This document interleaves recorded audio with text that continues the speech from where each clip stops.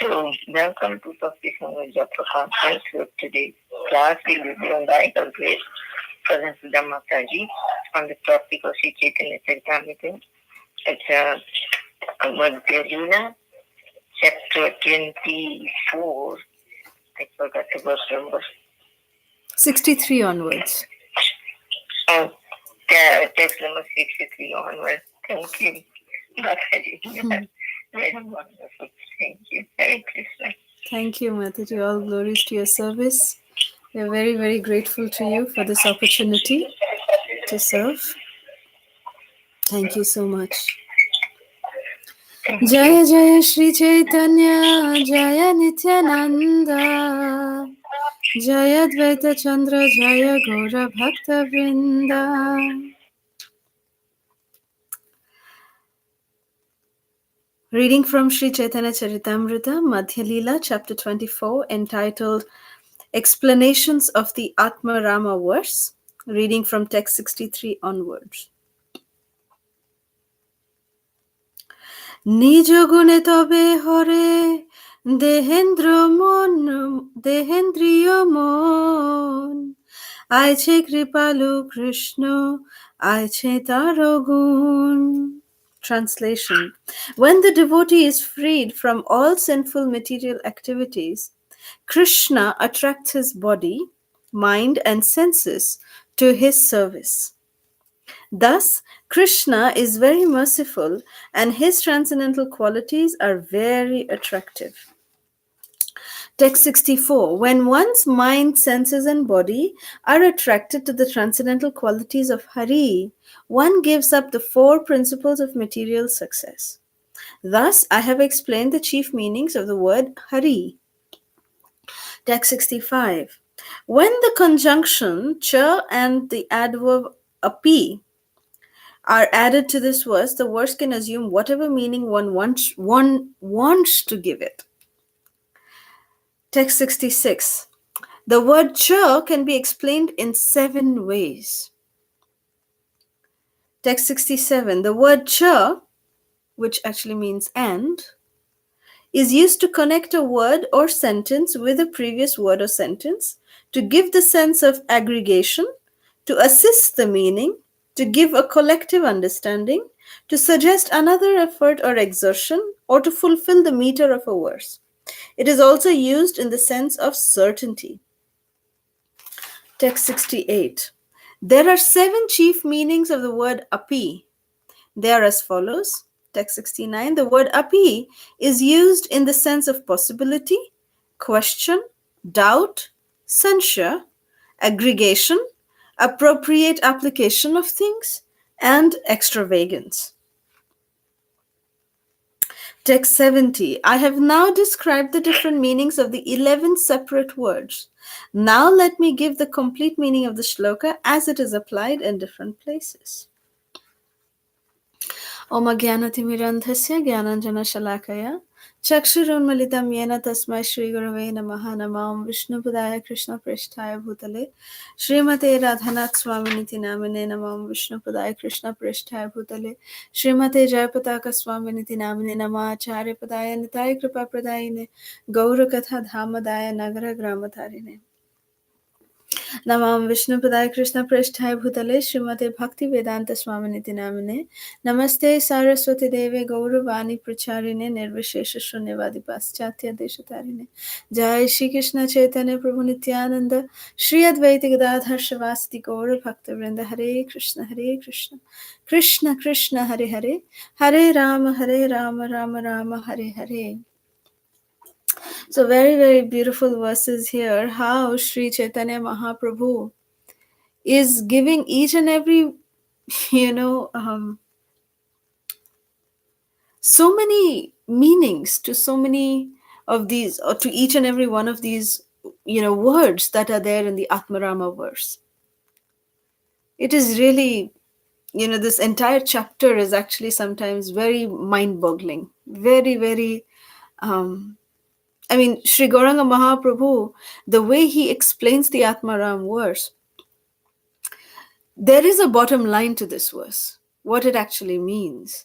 But the way Gauranga Mahaprabhu keeps explaining it, just to drive the point, I always remember, whenever I read this particular chapter, I always remember Srila Prabhupada's point. One time, Srila Prabhupada was giving Bhagavatam class, and then, Srila Prabhupada was making the point that we are not this body, we are eternal spirit soul. We are not this body, we are eternal spirit soul. Prabhupada was, stressing on this point. I mean, if you're here to at least, like 90% of Srila Prabhupada's classes, this particular point that we are not this body, we are spirit soul will be found in each and every one of Srila Prabhupada's lectures. So one time, one of the devotees, when they were serving breakfast to Srila Prabhupada, the devotee asked Prabhupada that, Srila Prabhupada, it's been years now, it's been quite a few years, and we get it. We understand it now that yes, we are the body, we are not the body, we are the spirit soul. We get it. So what next? Why don't you tell us something more about, the other aspects? I think we get it, this point that you've been trying to tell us. Srila Prabhupada looked up at that devotee and said, do you really get it? Are we really acting on that platform of we are not this body, but we are spirit, soul, eternal parts and parcels of Krishna?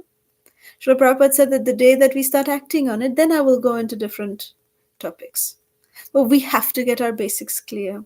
Even this is the rule of mathematics, that if we know the basics of mathematics, we will be able to solve any complex problems.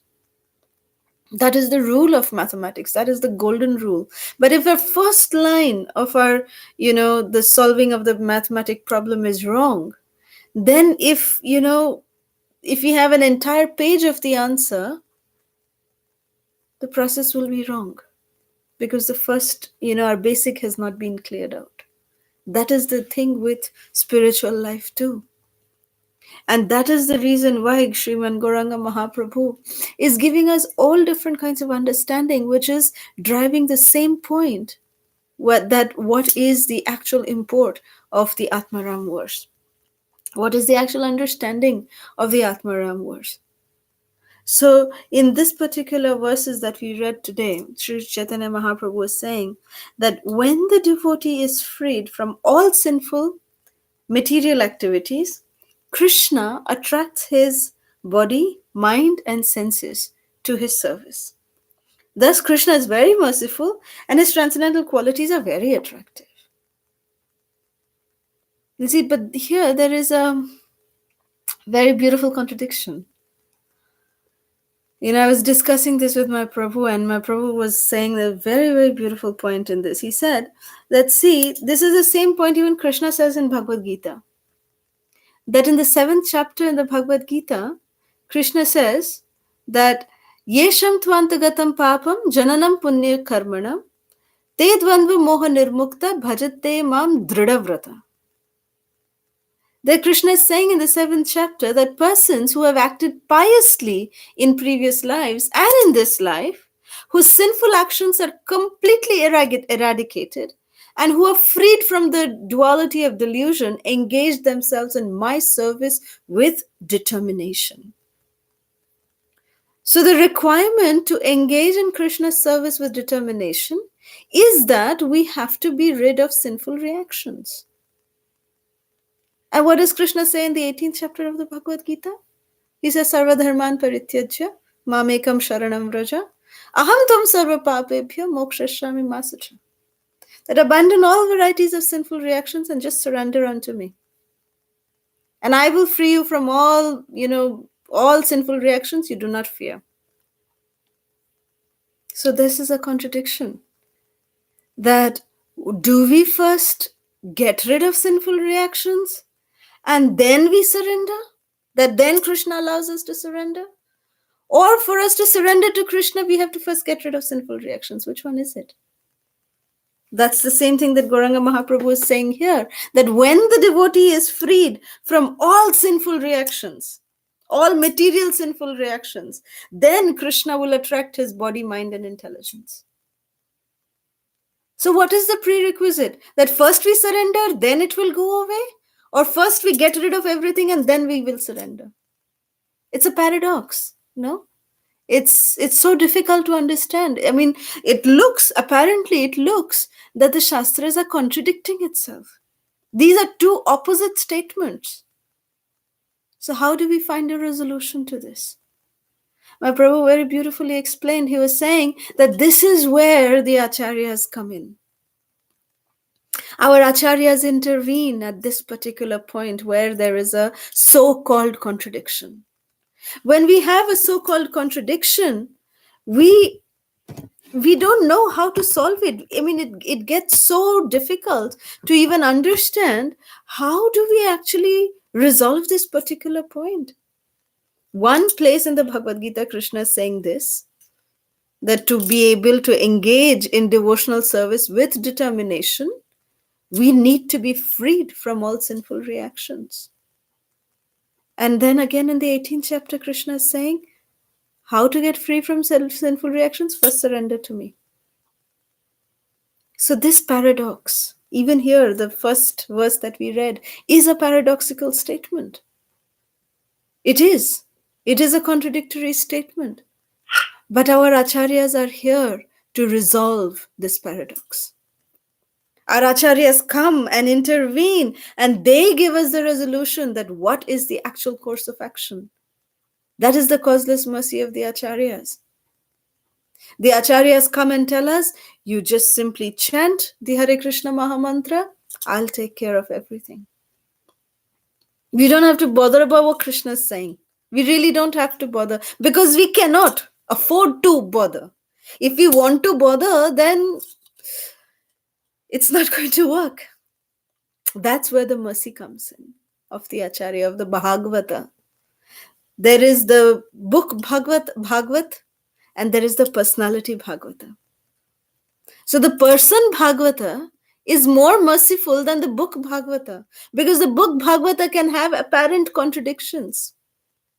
But by following the words of the person Bhagavata, we come to know how to actually apply the principles that are given in the book Bhagavata.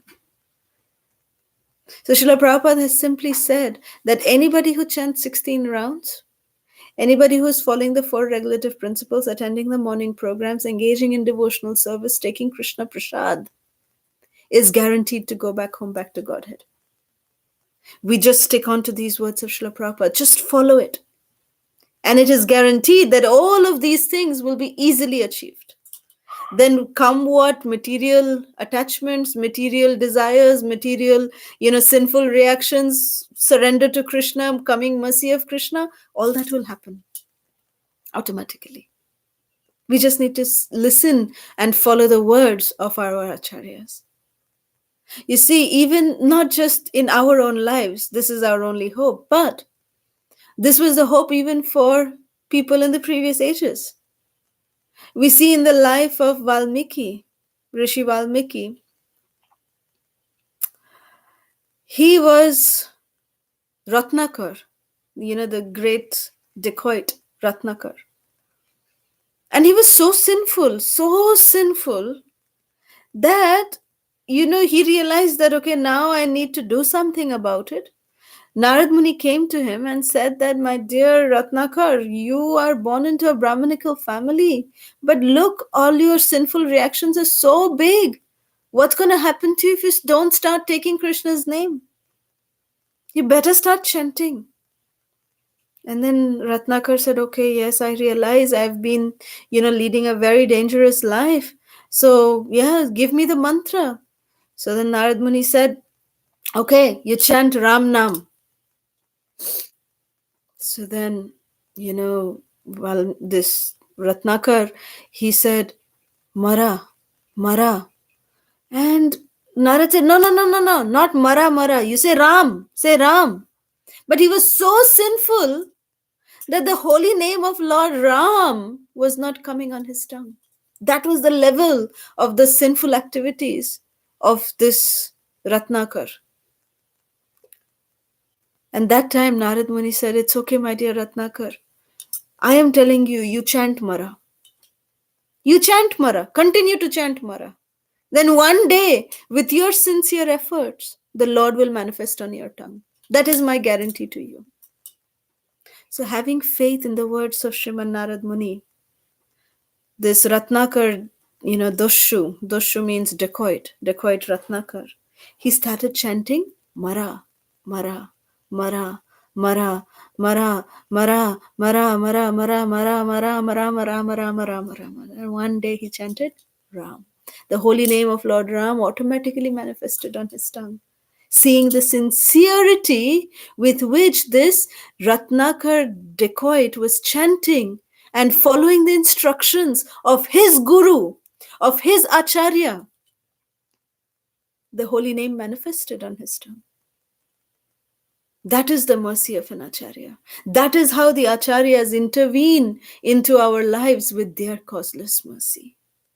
That is the glory of the presence of a guru in our life. Guru can do magic in our life. And this Ratnakar became so glorious by chanting the name of Lord Ram that he was the one who was chosen to write Ramayana, the glories of Lord Ram.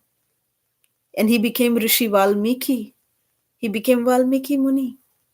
So such a glorious person. He became so glorious. And who made him glorious? It was Narad Muni. It was his Guru Maharaj who made him glorious. So that is how the acharyas intervene with their mercy into our life. And that is the glory of our acharyas.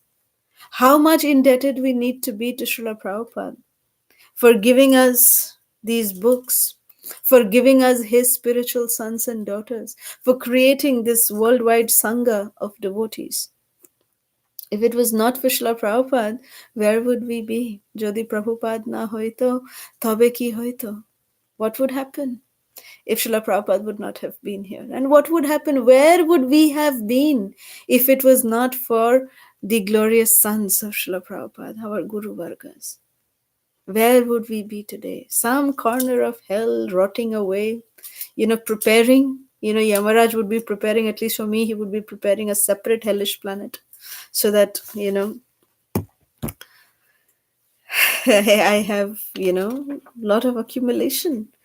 So to take care of all of that, Yamaraj would be preparing a completely separate hellish planet to take care of all of that. But then somehow we feel that by the mercy of our spiritual masters, at least we are saved from that.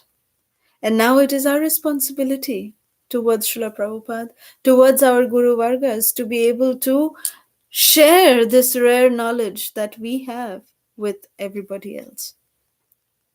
And that would be the way that we show our gratitude for what our acharyas have done.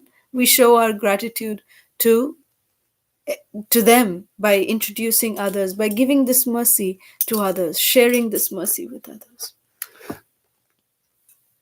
Text 64 is saying that when one's mind, senses, and body are attracted to the transcendental qualities of Hari, one gives up the four principles of material success. Thus, I've explained the chief meanings of the word Hari. So Srila Prabhupada is writing in the purport that the four principles of material success are religious performances, economic development, sense gratification, and liberation, which is commonly known as Dharma, Artha, Kama, and Moksha. So Gauranga Mahaprabhu is saying that Dharma, Artha, Kama, and Moksha, these are definitely on the material platform itself. Devotees actually don't even aspire even to get moksha.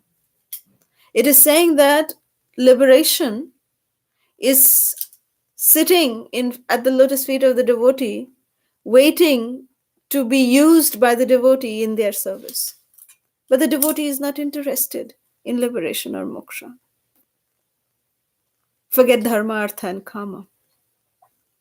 A devotee is just not interested even in moksha. What is the interest of a devotee? The only interest of a devotee is that they want to serve Krishna eternally and please Krishna. Ahaituki apratihata. Uninterrupted, unmotivated, unalloyed devotional service to Krishna. Just to please Krishna. That is their only objective. That is their only motivation. That is their only desire. Service to Krishna. Krishna says that when a person comes to me to ask for bhukti and mukti, bhukti is material enjoyment and mukti is liberation. So Krishna is saying that anyone who comes to me for bhukti or mukti, I give it very easily. Because then I don't have to be bound to that person. But if a person comes to me for bhakti, then I'm in a turmoil. Because then I have to give myself to that devotee. So we should be very careful in what we are asking. Srila Prabhupada said that in our Krishna consciousness movement, there may be many, many devotees who will probably even go to the heavenly planets. Because chanting Hare Krishna with material desires can fulfill all of our material desires. But therefore, we must be extremely careful when we are chanting the Hare Krishna Mahamantra to have no other desire other than service to Guru and Krishna. That should be our only desire when we chant the Hare Krishna Mahamantra. Otherwise, the Hare Krishna Mahamantra is so capable that it will easily give us all kinds of material opulences if we ask for it. If we desire it, even if we don't ask, even if we have the little bit of desire in our mind that, I wish I had this kind of thing, the Harinam is so merciful and the Harinam will be very relieved that, okay, this person doesn't want devotion, doesn't want me. It just wants some material, accumulations. Holy name will give it. The holy name is so merciful that they'll fulfill all sorts of desires. So we must be very careful. Choose very wisely. We have, like the genie who came, and who said that you have only 3 benedictions. You ask whatever you want. So we have the genie of the Hare Krishna Mahamantra in the fingertips, in our fingertips. So we must be careful of what we desire.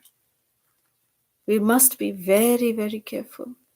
Let us desire nothing for ourselves. Nothing. That should be the aspiration. The day that we are desiring nothing for ourselves and only service to Guru and Krishna, only the pleasure of Guru and Krishna, and for us to be just engaged in that service for the pleasure of Guru and Krishna, that is the perfection. That is the day that the holy name will give themselves to us. That is the day that we will be able to realize that, yes, Krishna indeed is dancing on our tongue when we chant. And that is the day that we will be able to chant. Krishna will allow us to chant spontaneously. We don't have to force ourselves to chant that day. So that is the mood we need to develop when we chant the Hare Krishna Mahamantra. Be very, very careful. This is the thing that we must focus on every single day. That when we are chanting our japa, when we are doing our devotional service, when we do any service to Krishna, what is the mood with which we are doing? It's very, very important to check ourselves. What is the mood with which we are doing this particular service? Whether it be serving devotees, whether it be serving, in like maybe we are all alone serving Krishna, either in the pujari room or, in front of the deities, we are serving the deities, we are addressing the deities. What is the mood with which we are doing? Or it can be as, alone as we are alone with Krishna. That is our talk time with Krishna while we are doing our japa. That service also. What is the mood with which we are doing all of these services? When we are honoring prasad, that is also service. What is the mood with which we are honoring prasad? We must, check our consciousness when we do all of this.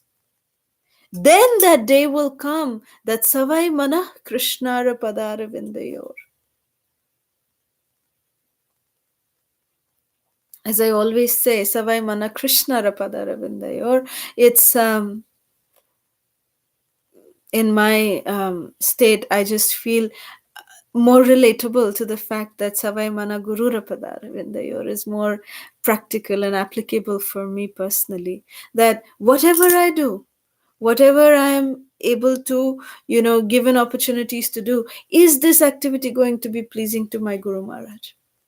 Will my Guru Maharaj be proud of what I'm doing right now? That should be the consciousness.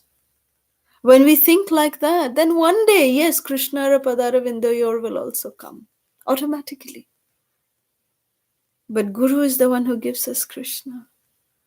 So when we try to develop this kind of attitude, then Krishna, he will see that, oh, who is this person who is so attached to my pure devotee? Then Krishna casts his merciful glance upon us. Srimati Radharani, she casts her merciful sidelong glance upon us and sees, oh, Krishna, look at this devotee who is very sincerely trying to please your devotee. Please give your mercy upon this soul. That is our hope. That recommendation coming from our spiritual master to Srimati Radharani and Srimati Radharani recommending us to Krishna, that is our hope. So when we chant, when we do our devotional service, to have the right kind of mood, to have the right kind of consciousness is extremely important. And here in text 67, 68, 69, 70, how Sri Chaitanya Mahaprabhu is even one word, which is cha and api. He's giving seven different meanings to each of these words. That is the beauty of Sanskrit, like we explained before. That when it is used in a particular context, it has completely different meanings. So Sri Gauranga Mahaprabhu is giving all kinds of possible meanings to this particular words and in context to this particular verse. And he's saying that even if you take all the possible context, still we can draw the same conclusion. The same conclusion can be drawn, that Krishna is extremely merciful, he is extremely kind, and he is a sold-out servant of his devotees. That Krishna, although he is Atmaram, that although he is self-satisfied, but he derives great satisfaction and bliss when he is with his loving devotees. That is the actual import of this particular verse of Atmaram. So today we'll end here. If there's any questions, comments, or reflections, we can take that now. Thank you very much. Srila Prabhupada ki jai. Hare Krishna. Hare Krishna, Mataji, Dandakinam. Thank you so much for nice class, Mataji. I know you already mentioned that today the class will be very short. So just have one question, Mataji, as you said that the holy name can give everything, bhakti, mukti, whatever we desire. Yes. So we should be very careful. Yes. But at the same time, it is said that Krishna is such a loving father that even if you desire for it, but still, he'll consider whether it is good for you or not. Mm-hmm. So he'll give you accordingly. Mm. But if you go to other demigods, they're least bothered. They just give whatever you want. Like example is always being given out. Son is asking for a cigarette. Yes. Then a cigarette man will give, definitely, because he's doing his business. But at the same time, when he asks the same thing from his father will give him a tight slap. So isn't it a two contradictory thing? Yes. Well, it's not really contradictory. You see, Krishna, he is definitely a loving father, and Krishna does make all kinds of arrangements that we don't choose. At least when we start chanting the holy names, that Krishna makes certain arrangements that we don't choose the bhukti and mukti. He does take care, but we do have free will. So Krishna never intervenes with our free will. That if there is something that our hearts desire so much that we really ardently desire something, Krishna is so kind that he says, all right, take it. But this is the consequences that he will face. You see? Not able to hear Kalasudha Mataji. Dandavat Pranam. Okay. Is this better? Voice is too much breaking, Mataji. Is this better? No, Mataji, still voice is breaking. Voice is breaking. Oh, Mataji, maybe you can check. It's not breaking for everybody. You're coming in very clear. Okay. So what I was saying is that, so Krishna, he actually does not, definitely never intervenes with, our free will. He never does that.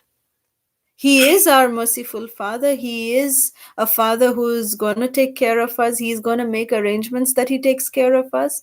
He'll make situations which are favorable to our Krishna consciousness. So He will do that. He will do all of that. But at the same time, Krishna never ever intervenes with our free will. If there is something that our heart truly, truly desires, Krishna will make sure that it is fulfilled. Otherwise, why do devotees leave the movement? Even during Srila Prabhupada's time, there were so many devotees. Srila Prabhupada, initiated thousands upon thousands of devotees. Where are those thousands upon thousands of devotees today? They're not there. We know a few glorious souls who had left, who came back, and they left their bodies in a very glorious way. We know history has shown us. But they did leave in between. Why? Why did Krishna allow that? Because Krishna does not interfere with our free will. But at the same time, Krishna, he is so merciful that he also does not forget anybody who has chanted his name even once sincerely. That is also a bottom line. He never forgets. So he will make arrangements that that person, whether it be in this lifetime or in some other lifetime, he will come back to Krishna. He will have a proper destination. Even if he is not able to complete everything in this life, whatever the reason be, Krishna will make arrangements in such a way to put him in a favorable situation so that he can continue where he left off. That is the mercy of Krishna. But if a child, is like begging, no, I want cigarette, I want this, what would the father do? That child is about to cut himself and say that, no, if you don't give me this, I'm going to cut myself, I'm going to do this. The father says, all right, fine, take this. And then one day when this child realizes, no, this is very, very bad, doing this, I am harming my own body, then the child comes back to the father. The father says, okay, now I'll take care of you. The father never says, oh, you didn't listen to me the first time, now you're doomed to hell. The father doesn't say that. That is loving Father. Krishna forgives us n number of times. Krishna is the master of forgiveness. And look at us. When someone does something to us, I won't forgive them. How dare they do something like this to me? I won't forgive them. Imagine if Krishna develops this attitude, where will we go? What is our hope then? We are committing mistakes every moment of the day. And Krishna is so merciful that he's forgiving us. If it was not for Krishna's forgiveness, we wouldn't be here today. At least I wouldn't be sitting here today. It is Krishna's great nature of his forgiveness. So we must try to have that attitude also when we deal with devotees. Forgive. Forgiveness is a very important virtue. So Krishna is definitely very merciful. There is no doubt about it. But he does not interfere with our free will. And at the same time, he also makes arrangement that we come back to him some point or the other in our life. Does that answer your question, Mataji? Yes, Mataji. Thank you so much, Mataji. Thank you. Thank you. Very beautiful question. Very beautiful question. Hi, Krishna Mataji. Do you have time for me to follow up on this question? Yes. Okay. I just still need some clarification myself. So I'm thinking of two kinds of people who are deeply attached to their material desires. One kind of person he's deeply attached, but wishes he weren't. Whatever it is he wants, he's just deeply attached to it, and he sees that it interferes with his Krishna consciousness or progressing as quickly as he would like. But what to do is there in his heart. And maybe the other person who also has a really deep attachment, material attachment, maybe he's not as sincere. He's chanting Hare Krishna, but maybe he's, I don't know, chanting for those things, So there's a difference in the attachment is the same intensity, but maybe a difference in the level of sincerity. Mm. So in light of your answer just now, you say, well, we have our free will, and Krishna will respond accordingly. Mm. I'm thinking that, well, for one thing, having an attachment, depending upon your level of sincerity, let me rephrase. Your level of sincerity will determine how quickly you advance, and of course how Krishna will deal with you. So if you're attached but you wish you weren't, then Krishna will deal with you one way in order to uproot that attachment. Maybe he'll satisfy that attachment and get rid of it that way, or he might not satisfy it and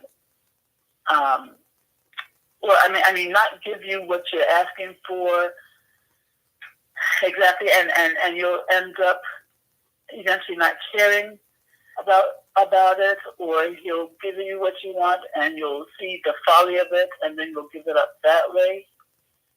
So he'll deal with that sincere devotee in one way, and with the other person, he might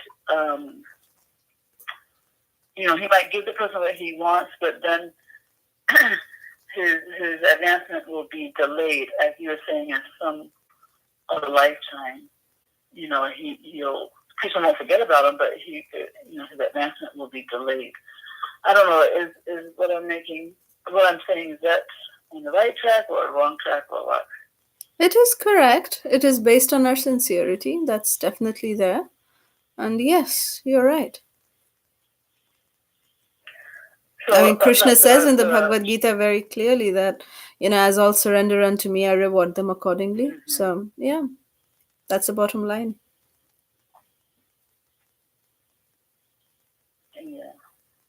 Yeah, so our level of sincerity will determine the how quickly we advance. Yes. Mm-hmm. Yes. Mm-hmm. Yes. Okay. Thank you, Mataji. Thank you. Thank you. Hare Krishna. Any more questions?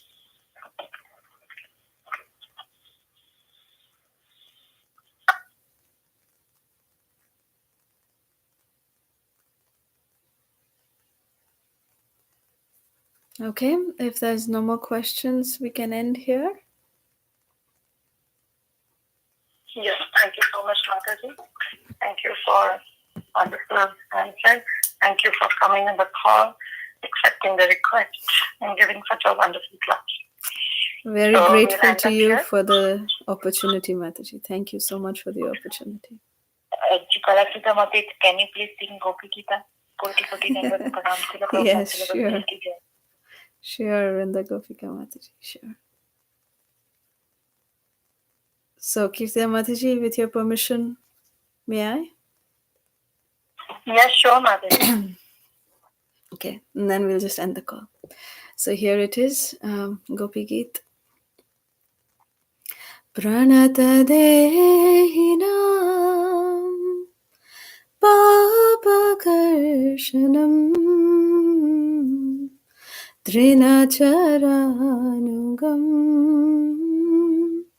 Sriniketanam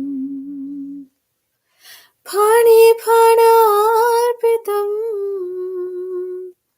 Te padambujam ऋणुकुचे शुना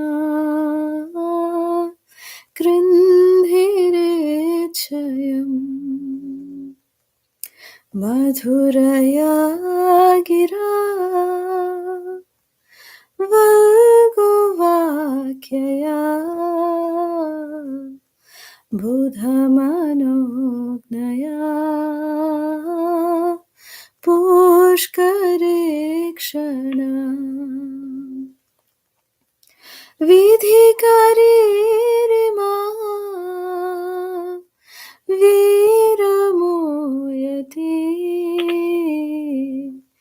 अधरसिधुना प्याययस्वना। जय श्री गोपी गीत की जय। Hare Krishna. Thank you, Mataji. Dandavat pranam. Hare Krishna. Hare Krishna. Thank you so much, Mataji. So let's offer our blessings to all the Vaishnavas. Vancha kalpatarubhasya khatasam rupayavata patitanam pavanebhyo Vaishnavebhyo namo namah. Ananta Koti Vaishnavendra Sri Caitanya Caritamrita Madhya Hare Krishna Kalasudha Ananta Koti Vaishnavendra ki jai. Thank you. Hare Krishna. Hare Krishna. Thank you, Mataji. Hare Krishna for such a beautiful class. Thank you, Vinaya. Hare Krishna. That's all.